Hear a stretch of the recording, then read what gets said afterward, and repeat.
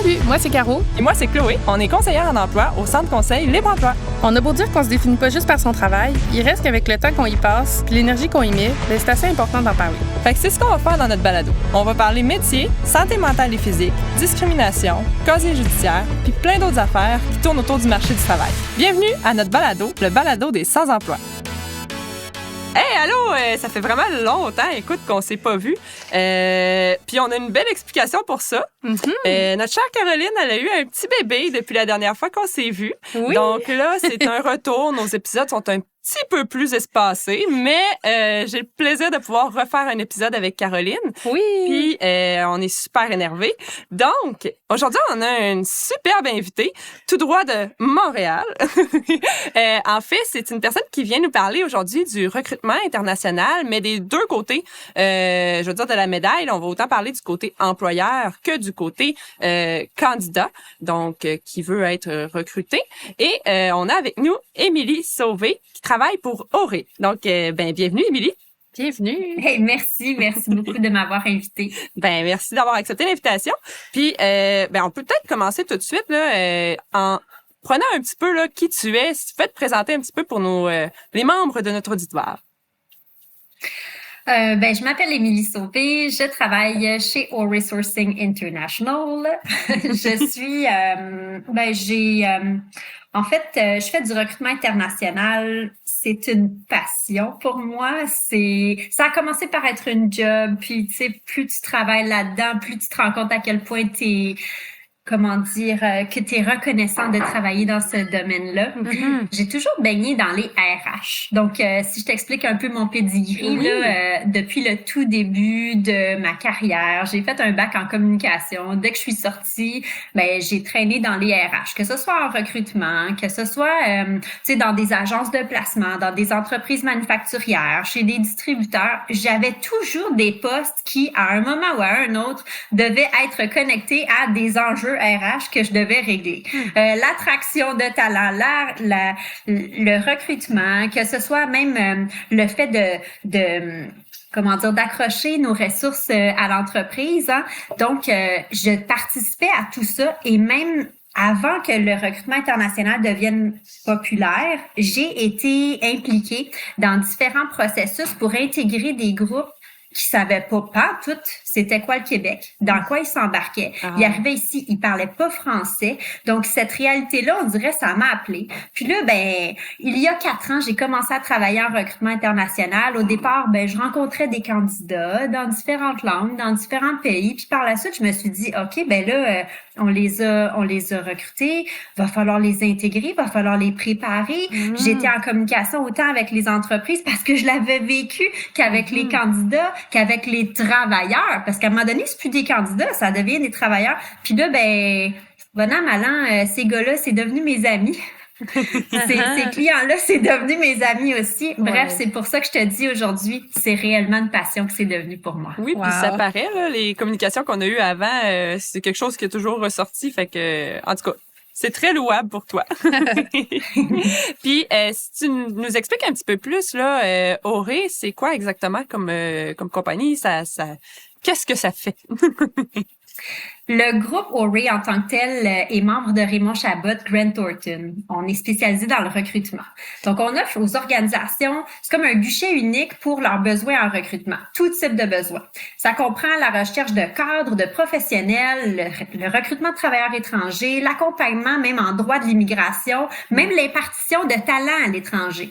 Donc, chez Auré Sourcing, c'est une équipe d'experts. On accompagne les entreprises à chacune des étapes du recrutement international, que ce soit l'immigration, le recrutement, l'intégration, tout ce qui touche le recrutement. Si je comprends bien, vous êtes vraiment du début à la fin avec la personne, l'employeur pour l'aider dans tout son processus, c'est bien ça? Exactement. Puis quand tu me dis du début à la fin, j'ai envie de te dire qu'il n'y a jamais de fin. C'est-à-dire que ce qu'on espère réellement, c'est de créer des partenariats à long terme avec les employeurs avec lesquels on fait affaire. Donc, c'est vraiment même quand les candidats sont rendus ici, sont devenus des travailleurs qui s'intègrent si bien dans leur milieu de travail qu'ils espèrent soit renouveler leur permis de travail, soit faire application à la résidence permanente ou même faire venir leur famille. Donc, avec les entreprises entreprises avec lesquelles on fait affaire, ce qu'on souhaite, c'est vraiment d'établir un partenariat pour qu'ils puissent grandir avec ces personnes-là qu'ils ont engagées de l'étranger. Wow! C'est vraiment cool, là. Puis, comment... c'est quoi, justement, les étapes? Parce que, tu sais, le recrutement international, je veux dire, on en entend de plus en plus parler, j'ai envie de dire, là. Je sais pas s'il y en a plus dans les dernières années, mais en tout cas, on en entend beaucoup parler. Puis, pour un employeur, mettons, là, que ça intéresse, comment ça marche? Tu sais, par où commencer? Par où commencer? Là, la première étape, c'est vraiment de choisir une firme avec laquelle on va faire affaire. Parce que se lancer comme ça, quand on connaît pas le domaine, c'est vraiment très insécurisant, c'est complexe, c'est long. Puis il peut y avoir différentes façons de se tromper. Donc, choisir une firme, c'est pas simple parce que, par exemple, à l'heure actuelle, là, on est plus de 700 firmes à s'improviser experts juste au Québec.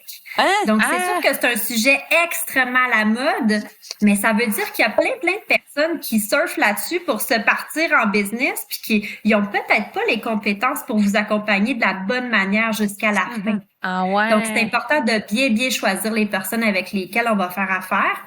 Donc, dépendamment des besoins, il y en a qui vont dire, je connais des gens, par exemple, dans tel pays, j'ai juste besoin de quelqu'un pour m'aider dans les processus d'immigration. Il y en a qui vont dire, je connais rien, je sais même pas où aller, je sais même pas. Donc, il faut vraiment faire des entrevues réellement, comme quand vous engagez une personne, mais là, vous engagez une firme. Il faut s'assurer que les gens ont vraiment, par exemple, peut-être des preuves à l'appui de la qualité de leur travail, une équipe qui est assez solide. Il y a tellement de demandes, c'est facile pour nous de tomber sur des clients qui nous contactent parce qu'ils disent, j'ai signé avec quelqu'un puis ça fait déjà plusieurs mois, j'ai même pas de nouvelles, je passe derrière plusieurs autres parce que la demande est trop grande. Donc, s'assurer que la capacité aussi est là. Sinon, là, on a choisi la firme avec laquelle on veut faire affaire. Ben là, évidemment, il faut déterminer c'est quoi les postes qu'on veut aller recruter à l'étranger. Donc, c'est pas nécessairement... tu sais, c'est une des solutions, le recrutement international, mais c'est pas la seule solution. Tu sais, parfois, on en a parlé, on peut engager des personnes qui sont un peu plus seniors, il y a plein d'autres choses qu'on peut faire, mais donc, le recrutement international, ça touche peut-être certains postes dans l'entreprise, là, tu sais, puis c'est important de les cibler. Quand on aura ciblé ces postes-là, on va élaborer les tâches puis les exigences parce que ça va nous prendre ça pour démontrer au gouvernement il y a bel et bien une pénurie dans la province. C'est fou, il faut encore démontrer ça pour plusieurs fois. Ensuite, on va déterminer avec les experts c'est où qu'on va aller recruter ces gens-là. Parce qu'il y a plusieurs firmes, par exemple, qui se spécialisent dans un seul pays. Puis ça, je vous mets en garde, c'est sûr qu'ils vont vous vanter les qualités de ce pays-là. Essayez d'être un petit peu plus large parce que il y a peut-être des choses que vous ne connaissez pas, par exemple du Mexique, de Madagascar, des Philippines que vous aimeriez savoir pour pouvoir prendre une décision en connaissance de cause. Faut être le plus objectif possible. Moi, ce que j'aime faire, c'est vraiment d'analyser les besoins de mon client, d'entendre c'est quoi ses besoins. Moi, là, Émilie, là, il y a personne qui parle espagnol dans mon équipe. Ben, je comprends. Mais ça existe des gens hispanophones qui apprennent le français. C'est pas nécessairement pour moi un point crucial qui me dit, ben ça veut pas dire que le Mexique serait pas un bon pays dans lequel aller recruter ou la Colombie ou le Guatemala. Tu sais, la langue, des fois, ça ferme des portes à certaines personnes qui connaissent pas le recrutement international, alors que quand la tâche est hyper simple puis c'est vraiment répétitif, peut-être que ce serait le meilleur pays où aller recruter pour tel poste, là, quand le client est au courant de tout ce que ça implique là dans les faits, là. Donc, s'informer au niveau du pays, vraiment comprendre les différences culturelles, comprendre la culture du travail. Je te donne un exemple. Si je vais recruter au Mexique, je le sais que la semaine de travail, elle a 48 heures par semaine. Tu sais, si je cherche à combler des postes à 35 heures, les Mexicains seront pas contents. Ils se sentiront pas valorisés dans leur travail. Eux autres, ils viennent ici, ils veulent faire au moins 48 heures, si c'est pas 60, 70 heures. Donc, dans la culture du travail, quand on recrute du Mexique, on le sait que c'est ça qui s'attend. Puis quand on recrute de d'autres pays, c'est vraiment différent. Donc, il y a toujours un paquet de choses qu'il faut garder en tête quand on choisit le pays. C'est fou, c'est pas Par des la choses... suite... excuse-moi. Ben non, vas-y, non, mais vas-y. je dis, c'est fou, c'est pas des choses à lesquelles j'avais comme réfléchi en partant. Tu sais, moi, le recrutement international, j'étais comme, le besoin de l'entreprise et autres, mais j'avais pas pensé à toutes ces conditions-là qui entourent ben la personne, elle a envie de travailler pour cette entreprise-là aussi? Tu sais, au niveau des heures, j'avais pas pensé du tout. Ben non, c'est vrai, hein? Mais même, ça va au-delà de ça. Tu sais, quand il y a des clients qui demandent, supposons, je sais pas moi, des mécaniciens de camions lourds. Ouais. Mais ici, on travaille avec des marques X. Puis sachez que l'autre bord, tu sais, dans un autre continent, c'est pas les mêmes marques. Oui, les compétences sont transposables, mais il y aura certainement une formation supplémentaire à donner plutôt que les gens d'Amérique.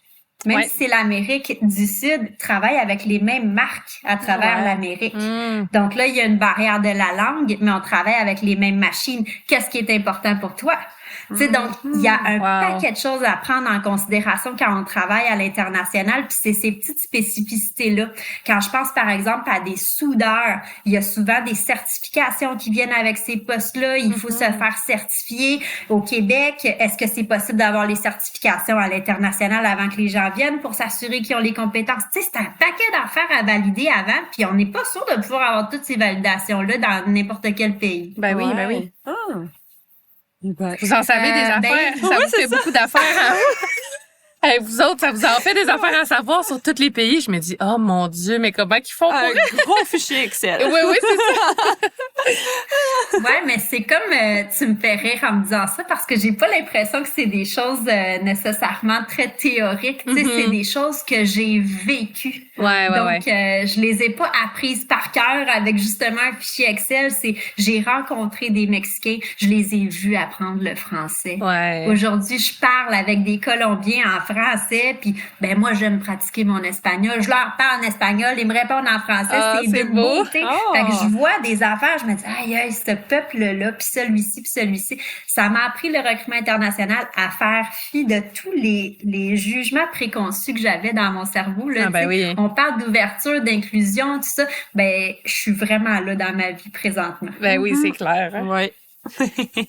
Fait qu'après ça. Parmi les autres étapes, là, c'est ça, c'est vraiment de participer au recrutement. Fait que pour le client, c'est vraiment spécial de rencontrer des gens de l'étranger parce que ça nous sort de notre zone de confort. En 2023, pardonnez-moi les stéréotypes là, puis les clichés, mais tu sais, on dirait que les gens, faut leur demander, s'il te plaît, veux-tu te présenter en entrevue? Ils arrivent, ils sont mal habillés, ils sont pas motivés, ils sont souvent pas ponctuels, ils nous tutoient, très peu de respect. Tes conditions, ils me tentent pas vraiment, donc gars, on va arrêter ça là. Puis c'est difficile. J'entends tellement d'employeurs me raconter des histoires d'horreur d'entrevue, ou même quand ils sont embauchés, les gens, ils font même pas 3 heures, ils s'en vont à la première pause de 15 minutes qu'ils ont. Donc là, ils sont en situation complètement diamétralement opposée. Ils ont des candidats devant eux en cravate qui veulent tout faire pour décrocher le poste. Même des hispanophones qui vont se forcer à parler en français juste pour dire « Bonjour, madame, je m'appelle José ». C'est tellement, wow, ils sont préparés, ils sont tellement bons.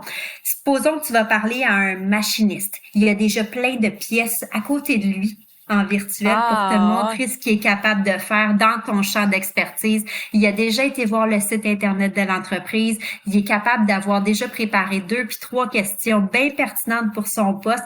Fait qu'on parle des entrevues vraiment sharp. C'est rare que les clients trouvent pas, là. Tu sais, ils sont souvent éblouis. Ils disent, ben voyons, Émilie, je fais quoi? J'en voulais 2, tu m'en présentes 4. Je peux pas choisir. Mais je trouve ça le fun, tu sais, de le voir comme ça parce que eux, l'impact de cet emploi-là est beaucoup plus grand que les candidats qu'on parlait peut-être avant, qui, tu sais, ça change la vie au complet, là, changer de pays, d'entourage, de langue, et tout. Fait que de voir cette belle préparation-là pour préparer justement ce switch total-là, je trouve ça super beau. Là. Puis ces gens-là, comment ça se fait qu'ils sont aussi bien préparés? T'sais, est-ce que vous les accompagnez dans ce volet-là? Je sais qu'on saute un peu là dans les sujets, mais juste pour faire une petite parenthèse, on pourrait y revenir, là, mais comment ça se fait qu'ils sont aussi bien préparés? Oui. Ben, ils obtiennent un coaching, c'est sûr, dépendamment laquelle agence avec lesquelles se sont inscrits, mais habituellement, les bonnes agences préparent les candidats pour leur expliquer c'est quoi la culture québécoise dans une entrevue. Tu sais, si je pense à l'expérience au RACE, supposons, nous, on présente jamais nos candidats sans les avoir rencontrés au préalable. Puis moi, là, un candidat, je suis bien capable de lui dire, écoute, José, t'es vraiment bon, mais tu sais, ici, c'est important le sourire. C'est par là que je vais comprendre ta motivation. Donc, n'hésite pas à sourire. Ah oui, c'est vrai. Tu sais, c'est culturellement, il y a beaucoup de pays dans lesquels le professionnalisme, ça passe par le sérieux. Puis nous, les Québécois, on est tellement chaleureux et tout ça. Donc, c'est un peu ça, là. On les coach légèrement. Ils ont une préparation, mais en gros, ils veulent tout donner. Puis toute la famille est derrière eux. Donc, tu sais, quand tu me dis, wow, tu sais, ça va changer leur vie, tout ça. Hey, la madame est à l'extérieur avec les enfants pour éviter qu'il y ait des sons de bébés qui pleurent, les chiens, les chats, il y en a pas. Wow, ces gars-là, Wow, c'est vraiment cool. Génial. Par la suite, dans les étapes, il y a l'évaluation des compétences à distance. Pas toujours facile. Certains clients aiment faire une mission sur place pour aller voir les compétences des personnes directes. Tu sais, je parle souvent de les gars, là, quand je parle de recrutement international, c'est vraiment une grosse généralité, mais j'ai eu la chance aussi de recruter des femmes, soyez rassurés. C'est simplement que la plupart des métiers présentement là sur lesquels on travaille, ce sont des métiers très manuels. Il y a pas beaucoup de soudeuses au Canada, ben il y en a pas beaucoup non plus à l'étranger. Donc c'est un peu ça dans le domaine technique. Mais donc participer à des tests théoriques, tests pratiques, c'est challengeant. Les employeurs sont pas habitués à ça parce qu'ils disent à un soudeur par exemple, ben fais-le devant moi, vas-y, c'est le test par exemple, du Canadian Welding Bureau. Là, c'est tout déjà préétabli. Quand il faut envoyer ça à l'étranger, des fois, c'est pas dans la bonne langue, des fois, c'est pas les mêmes matériaux, des fois, c'est pas les mêmes machines. Donc, évaluer un test comme ça à l'étranger, ça prend une autre paire de yeux, des fois, là, pour y voir plus clair, de façon objective. C'était quoi les conditions? Est-ce que le gars, il est assez bon, il va pouvoir transposer ça chez moi? Ah ouais, quand même, hein? C'est fou. Mais... Après avoir évalué les compétences, souvent, là, ce que je dis aux clients, s'ils sont sur place, c'est tant mieux. Ils voient les conditions puis ils sont vraiment à même de prendre une décision éclairée. Mais ce que j'aime faire, c'est quand on est en virtuel puis qu'on reçoit juste des photos de tests, c'est de cacher les noms des candidats. Comme ça, ils sont pas biaisés. Ils sont déjà tombés en amour avec la candidature de Dario, puis de Olivier, puis Stéphane. Là, t'es pas biaisé. Tu vois juste le test théorique, tu dis les meilleurs, là. C'est ceux-là. Qui sont-ils? Et ça sort. Quelle bonne idée. Donc, parfois, on va dire, ben, je vais prendre Dario quand même. Je vais prendre ça. On explique toujours ce qui s'est passé. Si Dario était le premier, par exemple, à tester la machine, était mal ajustée, quoi que ce soit, on essaie toujours de montrer quelles étaient les conditions dans lesquelles les tests pratiques ont été faits ou théoriques. Tu sais, si par exemple Olivier, la veille, il a vécu le décès de quelqu'un d'important dans sa famille, on va l'expliquer. Il a échoué son test théorique. Voici les conditions dans lesquelles il était. Mais c'est pas facile. Tout se fait virtuellement ou bien quand c'est sur place. Ben, ça facilite grandement. Fait que vous êtes comme les intermédiaires un peu, là, finalement. Ça facilite vraiment, là, toute l'intégration, sûrement, là. J'ai hâte de savoir la suite. Complètement. Ben, tu sais, la dernière étape, je te dirais, du processus de recrutement international en tant que tel, c'est la plus fun, à mon avis, parce que c'est celle où on va feindre une autre entrevue. Fait qu'on va dire, supposons, c'est la 3e entrevue, bonne chance, tu te rapproches de la fin, ça va bien aller. Puis c'est pas une vraie entrevue. C'est un moment où on leur dit, bravo, t'as la job! Puis on est devant eux. Stressé, j'aime ça. C'est tellement cool. C'est vraiment pour cette raison-là que ça s'appelle pas, on va t'annoncer la job.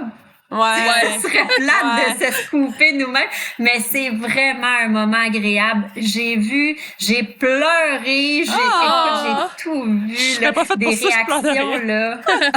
Moi, tout le temps en train de pleurer. Non, mais tu sais, même des réactions, supposons, d'un monsieur, toute sa famille vient le rejoindre. C'est vraiment comme s'il venait de gagner la loterie.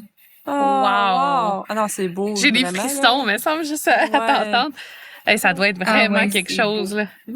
Wow. Oui, parce que certains ont des postes qui permettent à la famille de venir avec eux. Oui. Fait que la madame va avoir un permis de travail ouvert, va pouvoir elle aussi venir travailler au Canada, mais pour n'importe quel employeur. Elle va pouvoir, si elle parle pas bien français, travailler dans une usine, à faire un travail, par exemple, un peu répétitif, où les tâches sont assez minimales.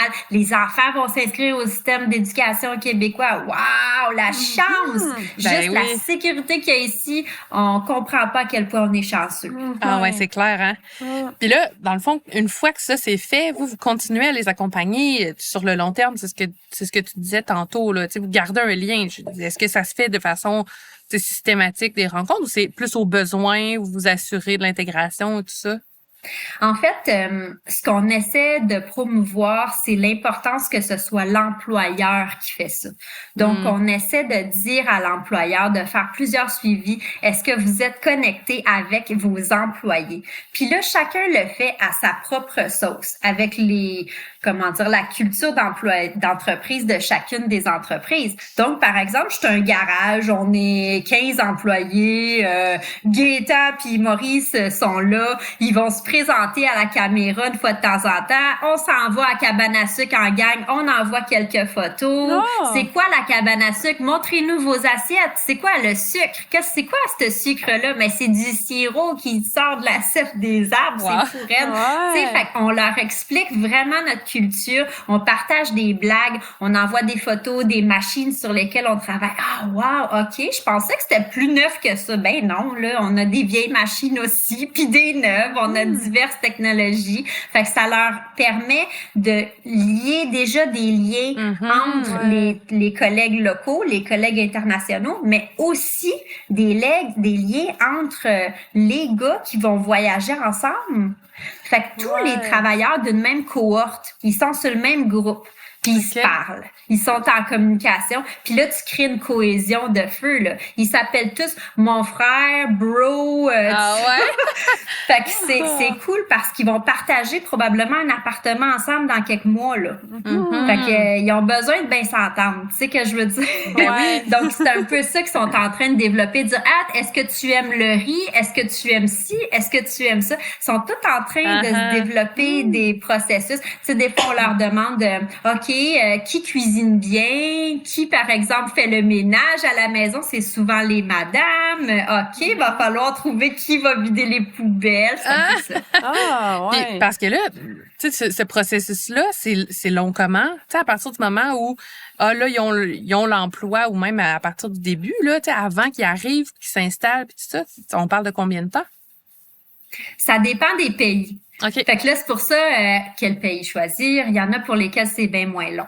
Par exemple, je t'en nomme juste quelques-uns, là. Le Mexique, c'est moins long. Ça peut prendre à peu près, on va dire, 6-8 mois, là. Parce qu'ils n'ont pas besoin d'un visa pour voyager. La France aussi, c'est vraiment Du début à la moins fin long. ou du processus de recrutement ou à partir du moment que la personne a l'emploi, ça peut prendre 6-8 mois avant qu'elle arrive? À partir du moment où la personne a l'emploi, je te dirais que même ça peut prendre entre 4 et 8 mois. On va y aller plus ouvert. Des fois, c'est très rapide.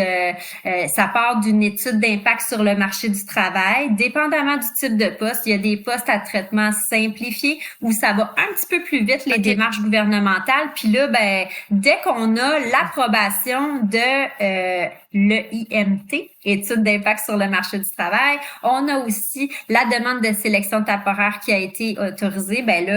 Go! Tu peux voyager, mon cher. On te fait l'émission de ton permis de travail direct au port d'entrée au Canada. Ah, ouais. Ah, super! Cool. Ouais, c'est parce que c'est une question. C'est ce qui est long, là, dans les faits, même pour ces pays-là où c'est plus court, c'est que les gars doivent, les femmes aussi, doivent toujours aller chercher 1001 documents. Là, quand tu t'impliques dans une démarche de recrutement à l'international, on va te scruter à la lettre, on va tout regarder. Où as-tu travaillé? Qui est ta famille? Comment ça se fait que tu veux travailler à l'international? Qu'est-ce qui te rattache à ton pays? Qu'est-ce qui pourrait faire en sorte que tu veuilles t'établir à long terme ici? Pourquoi ce poste-là? As-tu les compétences? Donc, c'est pas n'importe qui peut travailler n'importe où. Mais tu sais, je te dirais, là, je t'ai nommé 2 exemples. exemple, le Mexique puis la France où c'est très rapide. Mais quand tu me parles de délai, là, en règle générale, c'est 12 mois faire venir quelqu'un à partir du moment où il est sélectionné. Ah ouais? Parce que les demandes de visa, les prises de rendez-vous pour des examens médicaux dans certains pays, c'est tellement long, ça s'étire, puis c'est ça qui est tellement long que l'employeur doit garder un contact avec les gars, sinon ils vont perdre l'intérêt, puis ils vont même se demander, c'est-tu vrai? Ça arrive souvent, je me fais dire ça. Je n'y ai jamais cru avant d'être ici. Beaucoup de gens disent ça. C'est comme tellement surréaliste. Tu sais, si je te dis que tu gagnes à la loterie puis tu touches pas à ton argent avant 2 ans, tu dis, mais voyons. Ah, c'est une arnaque, cette affaire-là. C'est ça. Oui! Ben oui, c'est sûr. Tu sais, je me mets à leur place puis je comprends, là, tu sais, qu'ils puissent penser ça, là. Fait que c'est important, ce lien-là, quand même. Puis t'as parlé, tu sais, l'étude de marché, l'étude d'impact. En tout cas, je me rappelle plus exactement. Tu as parlé du gouvernement, mais c'est qui les acteurs, justement, qui sont impliqués dans tout ce processus-là? Là? C'est le gouvernement? Y a-tu des avocats? Comment ça fonctionne? C'est ça. Les acteurs qui sont impliqués, ben évidemment, il y a les candidats. Oui. Faut pas les oublier. Il y a aussi les firmes sur place. Dans chaque pays, on fait affaire, toutes les agences font ça, là, avec des agents recruteurs qui sont dans les pays dans lesquels on recrute. Fait qu'eux sont sur place pour valider, par exemple, l'école ABC existe-t-elle réellement? Ouais. OK. Fait que ils font la vérification de certains documents comme ça. Ils aident les candidats dans le fait d'aller chercher les approbations, puis même certains documents. Ça prend des rapports de police. C'est peut-être rassurant pour vous d'entendre qu'on n'a pas de candidat qui peut voyager puis être sélectionné comme un travailleur étranger quand il y a un casier judiciaire. Bon, donc c'est un paquet de vérifications qui doivent être faits. Donc, parmi les acteurs, il y a les agents recruteurs qui filtrent les candidats avant de les présenter. Après ça, il y a les recruteurs locaux. Donc, qui mettent en relation les entrepreneurs, les entreprises ici et puis les candidats de là-bas. Par la suite, il y a des avocats parce que toute la portion étude d'impact sur le marché du travail, communication avec le gouvernement fédéral, le gouvernement provincial, tout ça, ça prend des avocats spécialisés en droit de l'immigration ou des consultants réglementés en immigration. Puis c'est pas tout le monde qui peut faire ça. C'est vraiment très, très, très, très spécialisé. D'ailleurs, chacune des personnes qui exercent là, pour faire ce métier-là, ça lui prend un code, un numéro qui est donné. Donc, c'est une bonne façon de vérifier ça. Puis si vous faites affaire avec une entreprise, là, c'est important de valider s'ils sont enregistrés à la CNESST. Donc, une agence, par exemple, comme O'Reilly Sourcing, est enregistrée à la CNESST. Comme ça démontre qu'on a les bonnes pratiques pour pouvoir enregistrer chacun des candidats qu'on fait venir ici à la CNESST. C'est bon à savoir. Parmi les acteurs, évidemment, ben il y a toutes les personnes dans lesquelles les dossiers des entreprises puis des candidats vont passer. Là, des fois, c'est une personne, plusieurs personnes. Il y a toujours les 2 paliers de gouvernement qui compliquent les choses au Québec. Vous devez avoir entendu parler du fait que tout le monde se plaint de la complexité qu'on a au Québec de gérer tout ça. C'est plus long chez nous. Je vous explique pourquoi. Ici, il faut avoir les candidats avant de pouvoir présenter l'étude d'impact sur le marché du travail. Alors que dans toutes les autres provinces, on peut présenter notre dossier, puis quand nos candidats sont sélectionnés, on les met le nom dedans, alors qu'il est déjà commencé à être envoyé puis traité par le gouvernement. C'est 2 façons de travailler bien différentes, mais qui font perdre environ 2-3 mois au Québec. Quand même. C'est de valeur, hein? Mon Dieu. Ouais. Sinon, c'est pas mal ça. Tu sais, quand tu me parles quels sont les acteurs, j'ai le goût de te dire les RH. Tu sais, je parle beaucoup d'entreprises en général, mais les RH, ils ont un très, très grand rôle dans l'intégration, dans la formation des employés locaux. Tu sais, bien qu'on fasse beaucoup, beaucoup de sensibilisation en 2023 sur le racisme, il y en a encore. Il y a toutes sortes de jugements. Il y a toujours un pourcentage de notre équipe de travail qui est réticent à ce changement-là.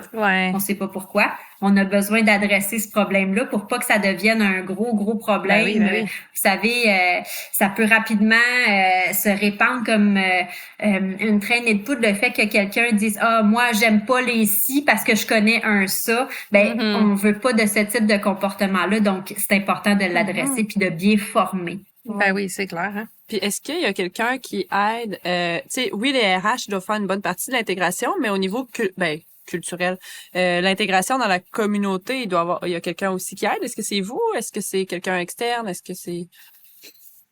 Oui, ben c'est sûr que nous, chez O-Resourcing, on offre le service pour aider les entreprises à faire ça. Sinon, toutes les localités du Québec ont des centres qui aident les entreprises, offrant toutes sortes de services. Il y a de plus en plus de services de francisation qui sont offerts, mais il y a aussi des services, par exemple, justement, d'intégration. Il y a différents centres où, par exemple, des travailleurs d'une même culture peuvent se retrouver pour se créer un réseau au sein d'une communauté colombienne à Rivière-du-Loup. Tu sais, il y a plein de services qui existent dans plein de villes du Québec. Donc, c'est vraiment important de se renseigner avant que les travailleurs arrivent, même pour leur dire « Hey, les gars, vous venez de la Colombie, regardez ce que j'ai trouvé dans votre ville. Il y a telle organisation qui va vous aider. » Donc, ça, c'est vraiment important. Mais non, les entreprises ne sont pas seules. C'est juste que les entreprises ignorent qu'il y a tous ces services-là. Oui.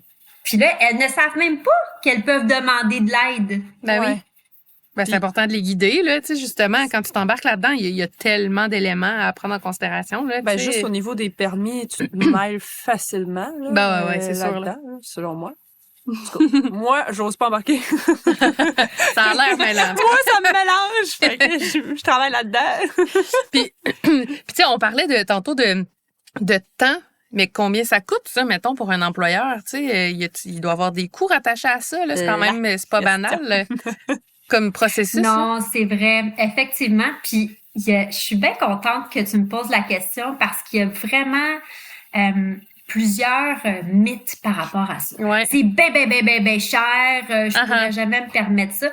Fait que tu sais, j'ai le goût de te dire, c'est pas tant des coûts, c'est des investissements, ma chère. Ouais. Parce qu'on parle de main-d'œuvre qui va rester longtemps. On parle, si le recrutement est bien fait, là, c'est vraiment un investissement parce que premièrement, tu offres des permis fermés à des personnes pour 2 ou 3 ans. Ben, fermé, ça veut dire qu'il y a le nom de l'entreprise dessus avec le nom de la personne. Donc, cette personne-là, elle va travailler pour toi exclusivement pendant toute la durée de son contrat. C'est là que tu as le temps de lui expliquer pourquoi c'est le meilleur employeur. Quand ça va être le temps de renouveler, ça va être « Ben oui, c'est parfait. Merci de m'avoir offert ça. Maintenant, tu m'offres une promotion en plus. Yes, sir, c'est sûr que je veux rester. » Ben oui. Bref, les prix, il y a des prix qui sont reliés au gouvernement, des frais. Donc, je vais parler grosso modo, dépendamment du type de poste, du pays, du niveau de spécialisation du poste, on va parler d'un grosso modo entre 10 et 15 000 $ par tête. Travailleurs étrangers temporaires. C'est comme ça qu'on dit ça. Ça inclut comme, par exemple, les frais de IMT, donc de 1 000 $. Ça inclut les frais pour le gouvernement provincial aussi, le MIFI, 432 $. Ça inclut aussi parfois les billets d'avion, dépendamment le type de poste, le salaire. Ça inclut peut-être une portion d'appartement. Si, par exemple, le prix du loyer excède 30% du salaire brut de l'employé pour certains salaires, certains métiers, ça se peut que l'employeur doive défrayer quelques dollars. Donc, quand je te parle de 10 à 15 000 $, là, ça englobe les frais d'agence, les frais gouvernementaux, les frais de billets d'avion, tout ça. OK. Ah, quand même. OK. On dirait que je m'attendais à pire que ça. C'est ça. C'est ça, mais comme... honnêtement, C'est ça. C'est un investissement dans le sens où c'est ça. Tu combles un poste très important dans ta compagnie avec une personne qui va être là 2-3 ans, qui est super motivée parce que ça vient changer complètement toute sa vie. Fait que, tu sais, c'est vrai. Faut le voir en temps d'investissement. Ben oui. Ben, tu sais, quand on pense aux agences de placement locales, là, Ouais. je sais pas si vous avez déjà pensé à ça, la comparaison, là. Supposons qu'on prend un métier à 50 000 par année, ils vont vous charger 18 à 20 de ce salaire-là. Mhm. Tu sais, ça revient au même, là. C'est simplement qu'on se dit, ah, OK, mais là, c'est long. Ouais. Ouais, Oui, c'est facteur une temps. planification. Oui. Mais Facteur vous temps qui joue l'avez beaucoup. pour toujours, tu sais, alors que la personne locale, ben, les chances sont qu'elle va peut-être aller butiner ailleurs Oui, quand oui. les salaires vont continuer à augmenter parce que vous êtes une PME puis qu'il y a une grosse multinationale qui vous courtise de l'autre côté de la... C'est ça, tu sais. Ouais. Ouais, c'est clair. Hein. C'est Ah, sûr. ouais. C'est important de faire les pour et les contre, là, tu sais, pour justement prendre la décision de s'embarquer ou non là-dedans. Puis je trouve ça génial que tu sois là pour en parler parce que justement, peut-être que je trouve que ça dresse un portrait qui est réaliste. Tu sais, ça donne vraiment une bonne idée. OK, c'est là-dedans que je peux m'embarquer là, en tant qu'entreprise. Si j'hésitais, ben OK, je vais aller chercher une firme, puis OK, je m'embarque. Là. Tu sais, je pense que ça dresse un bon portrait, je trouve, là, pour une entreprise qui voudrait s'embarquer là-dedans, mais qui sait pas trop par où commencer. Là. C'est vraiment intéressant. Oui, honnêtement, là, merci beaucoup. Ben, moi, c'est quand je parle à des gens, supposons, qui ont un Tim Horton, des gens qui ont n'importe un petit commerce là, puis qui me disent ça s'adresse pas à moi, tu sais, j'offre juste des postes tu sais presque salaire minimum comme ça. Oui, ça s'adresse à toi aussi parce que tu as besoin de staff qui est permanent. Tu as tellement besoin de garder ton staff que tu es rendu là. Tu sais, quand tu penses au nombre d'heures et de folie que tu dois faire pour sacrifier même ta vie de famille, pour être là à tous les chiffres, 7 heures par semaine. Il y en a qui sont en burn-out, il y en a qui doivent vendre certaines entreprises parce qu'ils sont plus capables, il n'y a pas de main-d'œuvre. Ils doivent eux-mêmes entrer puncher le matin à 4 heures du matin. C'est incroyable. Donc, à quel prix? Est-ce que tu es capable d'accepter ça? C'est là que je dis, ben oui, même pour toi, qui a des emplois qui sont peut-être moins rémunérés, ça peut être une solution qui est vraiment viable. Oui, ben tu sais, on voit souvent, nous, notre salaire comme, maintenant, le minimum que les gens demandent en moyenne, c'est quoi, 20 de l'heure? Mais tu sais, la comparaison entre les pays, le salaire minimum est à combien? 14 et 25 actuellement? Peut-être que je me trompe. Quelque chose comme ça. 14 et 25, tu sais, le salaire minimum peut être super élevé pour quelqu'un qui vient d'un autre pays. Donc, tu sais, le salaire, c'est même pas un effet une caractéristique qui a un impact là-dessus. C'est comme, wow! Ben, c'est ça. Tu sais, c'est correct. Exactement. Puis, est-ce que vous avez vraiment des types d'emplois plus que d'autres qui se portent? Ben là, tu dis que ça s'adresse à tout type d'entreprise, mais est-ce que tu vois quand même qu'il y a certains domaines ou certains types d'entreprises là, tu sais, pour qui c'est vraiment bénéfique ou le plus? Ou... c'est une belle question. C'est sûr qu'il y a beaucoup de recrutement international qui se fait dans tout au Québec. Là, on a tellement une pénurie. Je pense que toutes les firmes font beaucoup de postes de journaliers, de manutentionnaires, d'opérateurs de machines. Donc, des postes qui sont considérés comme étant bas salaire, c'est-à-dire, comme tu disais, 20 de l'heure. Tout ce qui est en bas de 25 de l'heure, c'est considéré comme étant des postes moins spécialisés à bas salaire, par exemple. Donc, oui, ces postes-là sont très populaires. Ça peut aller jusqu'à des bouchers, ça peut être des gens au service à la clientèle. On en fait beaucoup de ces postes-là. Là, ce qui gagne en popularité de plus en plus, c'est les postes en TI, avec la loi 25. Donc là, on a une espèce de conscience supplémentaire de la protection des informations personnelles de nos clients, de notre staff et tout ça. Puis là, ben, ce qu'on se dit, c'est j'ai pas les ressources pour gérer ça. J'ai pas de ressources qui s'occupent de la cybersécurité chez moi. Donc, ce que je vais faire, c'est je vais engager quelqu'un à l'extérieur, donc au Maroc, en Algérie, peu importe, qui parle en français, qui va travailler de chez lui, chez moi. Ah, wow, OK. Ah, ouais. Donc là, on parle pas d'immigration, là. On parle, ça peut prendre 2 semaines, il est engagé, puis il commence. C'est vrai. Tu sais, quand on y pense, là, les postes de développeurs C++, Java, je sais pas quoi, c'est hyper complexe. On n'en a pas ici. Les salaires sont rendus tellement faramineux. Ben là, c'est sûr qu'on va économiser. On va offrir un salaire très concurrentiel dans son pays à la personne. Mais c'est économique pour nous, les Québécois, évidemment.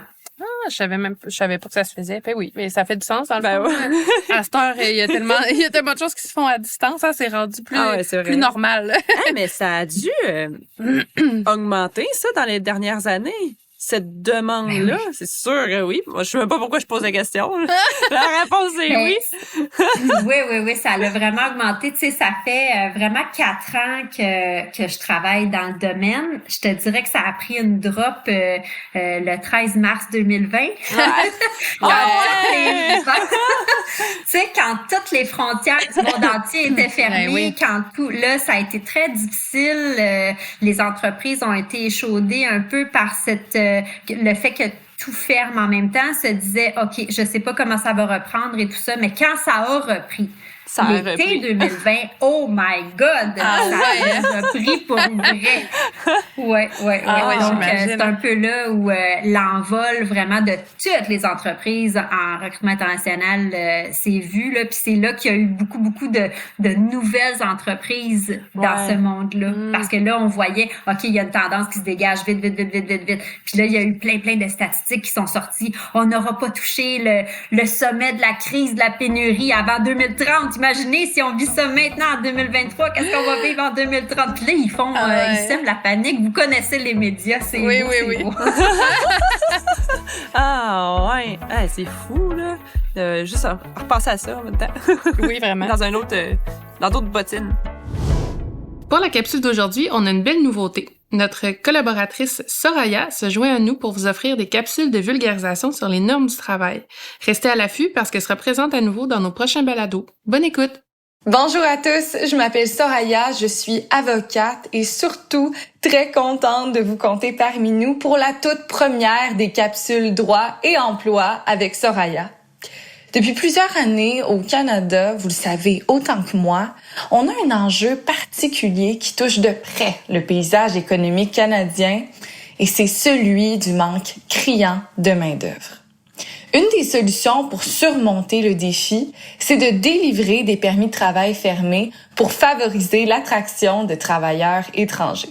Le premier permis de travail que je souhaite vous présenter, c'est le permis de travail fermé. Celui-là vous autorise à travailler pour un seul et unique employeur au Canada, clairement défini avant votre départ et inscrit sur votre permis de travail. C'est vraiment avec cet employeur que vous allez faire des démarches qui vous permettront d'obtenir un permis de travail canadien. Une fois sur place, vous ne pourrez travailler pour aucun autre employeur sans modifier les conditions de votre permis de travail au préalable. On a un autre permis qui est également disponible et c'est le permis de travail ouvert. Celui-ci vous autorise à travailler pour n'importe quel employeur au Canada. Vous pouvez donc trouver du travail avant de partir si vous le souhaitez ou attendre d'être sur place pour être plus proactif et pouvoir vous créer un réseau professionnel. Vous pourrez donc changer d'employeur, de domaine professionnel, de ville, de province, comme bon vous semble. Dans les deux cas, il s'agit de permis de travail temporaires. Et ça, c'est bien important parce qu'ils vous permettront de travailler au Canada pour une courte durée. On parle de 1 à 3 années généralement. Lorsqu'on compare rapidement ces deux permis de travail, le permis de travail ouvert peut sembler plus attrayant puisqu'il offre une plus grande flexibilité d'emploi.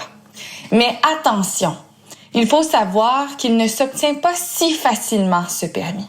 Un permis de travail ouvert pourrait vous être délivré seulement dans une de ces situations suivantes. Dans le cas où on a un permis de vacances travail, un PVT, un permis de travail ouvert pour les conjoints d'étudiants ou de travailleurs qualifiés disposant d'un permis de travail temporaire. Donc, c'est vraiment une seconde personne qui accompagne un demandeur principal.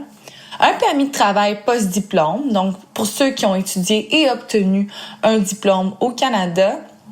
Et on a encore quelques autres situations aux conditions cependant très restreintes qui peuvent s'appliquer pour ce permis. De l'autre côté, le permis de travail fermé, quant à lui, correspond à un beaucoup plus grand nombre de profils. On a le permis de travail classique qui vient rejoindre un très grand nombre de candidats. Mais on a également le permis jeune professionnel, le permis stage coop international, le permis mobilité francophone, le permis de travail pour les titulaires d'un CSQ au Québec qui dispose d'un permis de travail expirant prochainement. Maintenant qu'on comprend bien à qui peut s'adresser ces permis, voyons ensemble à quoi ressemble le processus de délivrance.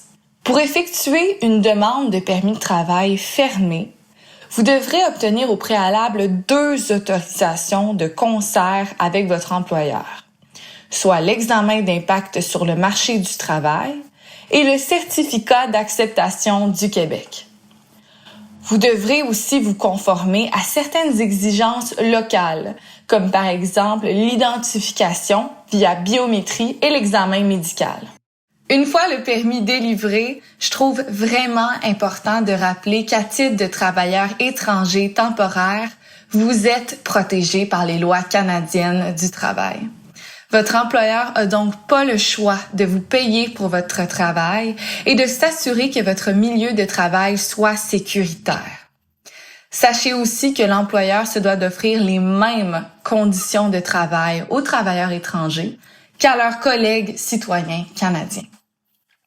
À cet égard, la loi prévoit des règles claires sur la base d'un pointage pour pénaliser les situations d'abus reliées aux conditions de travail, comme par exemple le paiement de salaire inférieur ou encore le non-paiement des heures travaillées.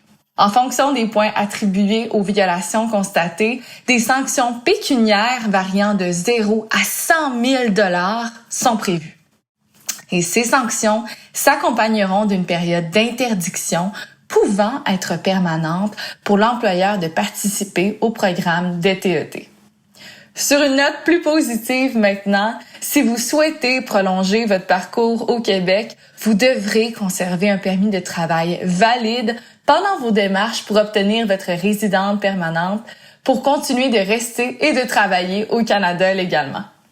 Décidément, ces permis offrent des compétences précieuses dans divers secteurs d'activité pour les employeurs, alors que pour les travailleurs, ils leur permettent d'acquérir une précieuse expérience de travail au Canada, d'ouvrir la voie à de futures opportunités d'emploi et même à la résidence permanente.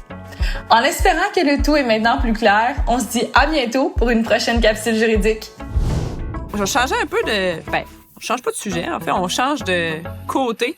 Mais là, tu me parlais qu'il y a des gens sur le terrain qui recrutent directement des candidats. Tu sais, comment ça marche de leur bord, du bord des candidats quand ils veulent entamer un processus? Ils vont cogner à la porte du recruteur? Tu sais, comment ça marche directement? Eux autres, les recruteurs, puis dans leur pays là-bas, c'est par les réseaux sociaux qui sont populaires là-bas. C'est pas nécessairement les mêmes qu'ici. Là-bas, Facebook est encore hyper en vogue, alors qu'ici, ça baisse en popularité. C'est rendu pour les vieilles personnes comme moi, par exemple, dans la quarantaine. Donc, ils vont chercher les candidats en affichant, dans le fond, leur marketing, leur poste qu'ils ont à combler, mais il y a énormément de fraude, énormément. Donc, beaucoup d'entreprises vont réclamer de l'argent pour leur service. Donc, tu veux faire partie de ma base de données, je te demande X nombre de 1000 $ pour pouvoir te présenter à des employeurs québécois. Ben non. Puis là, les candidats ne savent pas qu'il y a aucun frais qui doit jamais leur être imposé, si ce n'est que c'est eux qui sont responsables de payer leur passeport, leur permis de travail et la biométrie. Okay. C'est les seuls frais qui doivent leur être exigés. Okay. Les autres, c'est négocier à même le contrat. Par exemple, on a parlé des frais de billets d'avion. Certains postes qui sont à haut salaire peuvent donc demander à l'employé, c'est toi qui dois payer tes billets d'avion. Souvent, les entreprises vont dire, veux-tu, je vais devancer les frais, tu me le rembourseras quand tu commenceras à travailler pour moi, qu'en penses-tu? Mais c'est des choses qui sont discutées à l'avance. Donc, le plus gros enjeu pour les candidats, c'est de choisir une bonne firme parce qu'il y a tellement de corruption. C'est incroyable. Ouais. C'est plate. Ouais, c'est triste, là, tu sais, de s'embarquer là-dedans puis finalement de se faire avoir, là. Fait que, puis ils trouvent ça comment, une bonne firme? Ben il faut qu'ils fassent leur devoir eux aussi, aller voir leur site internet, comment se distinguent-ils, puis même pour nous, les Canadiens, d'aller trouver les bonnes entreprises qui sont là-bas à l'international, pas les charlatans, pas se faire, par exemple, faire un beau discours finalement qui est pas vrai. C'est donc c'est pas facile. Ouais. Okay. Tu sais, tantôt là, je vous disais, c'est pas facile pour eux autres de croire à l'offre d'emploi qu'on leur fait. Mais c'est à cause de toute cette corruption-là. Ils le savent qu'ils peuvent recevoir des fausses offres d'emploi. Comment distinguer la bonne de la fausse? Tu sais, c'est pour ça que je démontre à chaque jour aux employeurs avec lesquels je fais affaire, c'est important que tu participes au processus de recrutement. C'est important qu'ils entendent ton accent québécois, qu'ils puissent te voir, qu'ils puissent aller sur ton site Internet, voir ton adresse, que tu restes attaché avec eux parce qu'eux n'y croiront pas tant qu'ils n'auront pas pris l'avion. C'est fou, mais tu sais, ça me fait penser, il y a beaucoup de gens, nous, qu'on rencontre, on rencontre beaucoup de TEP, travailleurs étrangers temporaires, nous aussi. Tu sais, ça arrive que ces gens-là nous disent « Hey, j'ai quelqu'un qui aimerait faire le même processus que moi. Tu sais, comment faire? » Fait que, tu sais, il doit y avoir beaucoup de recommandations, tu sais, j'allais dire le bouche à oreille, là, mais peu importe, soit-il virtuel ou non. Tu sais, ça doit marcher beaucoup de cette façon-là aussi, là. C'est des gens proches les uns des autres. Fait que je trouve ça le fun, là, de voir ça, moi. Ça peut aider. Totalement. Puis habituellement, les références de nos bons employés, elles sont bonnes aussi. Les personnes sont fières. Elles ne veulent pas nécessairement présenter ou recommander des gens qui sont pas fiables, pour lesquels ils pourraient être jugés négativement. Donc, c'est des excellentes références. C'est le fun. Tu sais, ils ont un beau, une belle, visibilité. Ils ont une bonne réputation. Tu sais, ces gens-là, moi, je pense juste à mon père, à moi, qui travaille dans une usine, justement. Puis, ils ont embauché beaucoup à l'international, cette usine-là. Puis, mon père me parle de ces gens-là, puis ils sont tellement impliqués, motivés. C'est tellement des bons employés. Ils se donnent, c'est le fun à voir, tu sais. Puis, ça parle, justement. Parce que ça reflète ce que tu nous dis directement, là. Je trouve ça le fun. Tu sais, ils s'accrochent vraiment à cet emploi-là qui est un changement total, là, pour eux dans leur vie, là. Je trouve ça beau. Ben oui, vraiment. Totalement. Fait un coup qui ont trouvé une firme, eux, une agence, c'est eux qui prennent le relais, ils les prennent en charge, dans le fond, tout au long du processus, ils les mettent en contact avec vous, etc., finalement. C'est un peu le même processus, mais pour eux. Mais il y a beaucoup d'attentes pour eux, dans le fond. C'est ça la différence. C'est long. Mais c'est long pour eux aussi d'aller chercher certains papiers. Juste le certificat de police, ça prend quelques semaines avant de sortir. C'est valide juste 3 mois. Là, des fois, Dieu, c'est stressant, on le demande. C'est pas facile. Réellement, je leur lève mon chapeau de la résilience dont ils font preuve durant tout le processus, la patience. Des fois, là, OK, vous êtes supposé arriver au mois d'août. Puis là, on est en septembre, ils ont pas rien qui leur a été communiqué, comme quoi ça allait être retardé. Pourquoi? Ils ont dit quelqu'un à qui poser des questions. On leur dit patiente, mais je suis rendue où dans le processus? Tu sais, il n'y a pas une carte routière qui te dit t'es rendu ici, tu t'en vas là-bas, là. T'attends. Pour eux, c'est la première fois qu'ils font le processus. Puis il y en a, puis c'est totalement légitime, je les comprends. J'aimerais ça qu'ils fassent pas ça. Mais il y en a qui s'inscrivent dans plusieurs agences simultanément, qui nous le disent pas, qui se font offrir plusieurs emplois simultanément. Puis c'est bien plus tard dans le processus qu'on le sait. Tu sais. Mais je comprends pourquoi ils font ça. Ben oui, ils veulent mettre toutes les chances, c'est ça. De leur côté. Exact. Tu sais, ça m'amène à une question peut-être du côté de notre organisme, mais pour tout le monde aussi. Parce que nous, ça arrive souvent qu'il y a des gens qui communiquent avec nous sur nos réseaux sociaux, dont Facebook. C'est surtout là qu'on a des demandes de gens qui aimeraient immigrer au Canada, qui aimeraient venir dans notre pays pour travailler, mais qui s'adressent à nous. Tu sais, nous, le nom de notre organisme, c'est Libre Emploi. Donc, c'est sûr que ça parle de tout, là. C'est invitant comme nom, je trouve. Mais c'est quoi la meilleure références qu'on peut leur faire? Nous, on relaie le site du ministère, on relaie des ressources importantes qu'on pense qui peuvent les aider, mais c'est quoi la meilleure chose qu'on peut leur dire pour les aider? Le plus grand conseil que j'aurais à faire, c'est soyez patient. Une fois que vous avez téléchargé votre CV, une fois que vous avez postulé à un poste qui est 100% pour vous, c'est-à-dire si vous êtes un soudeur, appliquez pas à un poste de mécanicien ou de laveur de voiture. Attendez qu'il y ait un poste de soudeur qui s'ouvre. Là, quand vous postulez, vous êtes certain d'avoir tous les requis, ben soyez patient.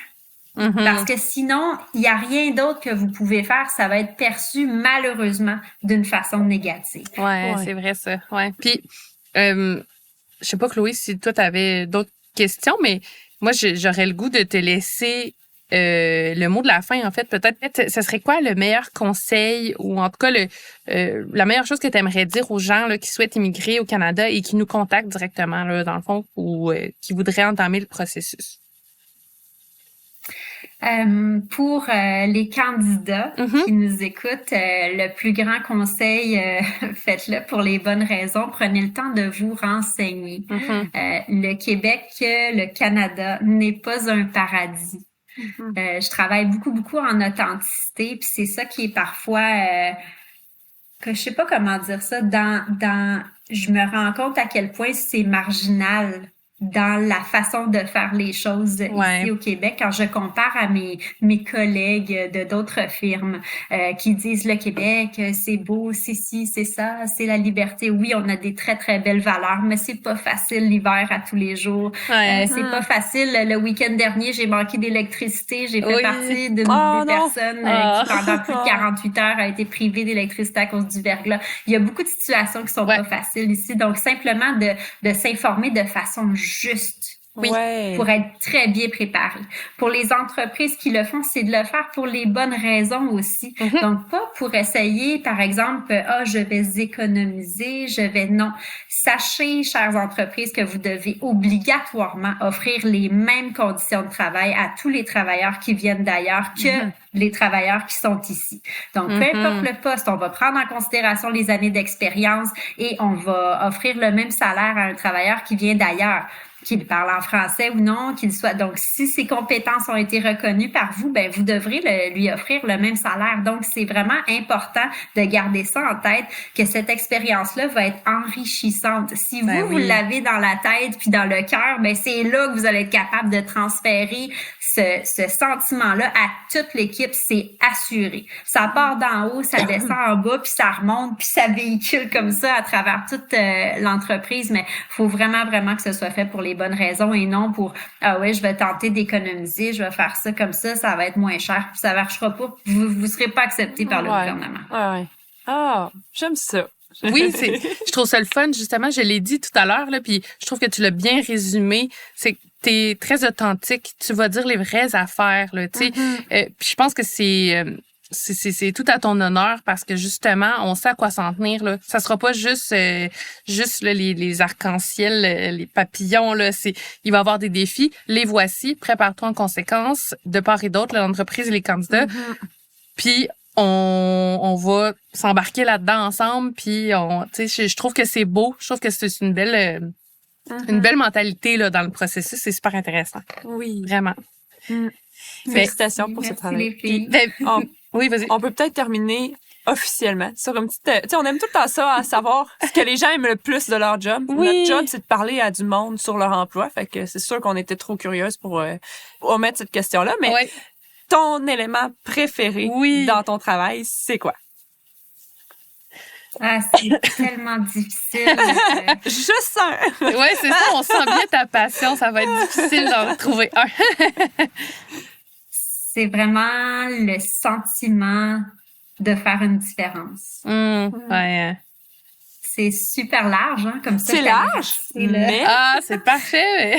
ça englobe tout, tout englobé dans une réponse. Ouais, j'ai J'aime vraiment ça. le sentiment de faire une différence auprès des entreprises, auprès des employés. Je me fais des nouveaux amis à tous les jours. J'apprends des nouvelles affaires à tous les jours. Ben oui. Je brise un paquet de barrières que moi-même j'avais étant québécoise, Ben oui, n'ayant c'est pas ça. nécessairement Ben oui. voyagé dans tous ces pays-là. Donc, ça me valorise énormément de savoir que je permets à d'autres personnes de laisser tomber des barrières aussi comme ça. Oh, Wow. super. Eh ben, Super. merci tellement d'avoir pris le temps de nous partager ton métier fascinant. Oui. C'était super intéressant, vraiment. Démystifier le tout. Ouais, vraiment. Moi, j'ai appris plein d'affaires. Ouais. Je trouve ça vraiment trippant. Mais merci beaucoup. Puis merci de nous avoir contactés, d'avoir discuté avec nous sur tout le processus. Moi, je trouve ça super. Puis écoute, on souhaite plein d'autres belles rencontres pour toi puis Oui. des beaux processus à venir. Merci les filles. Vous êtes tellement wow, vous aussi. C'est vraiment, vraiment fun. Longue vie à votre podcast. Hey, merci.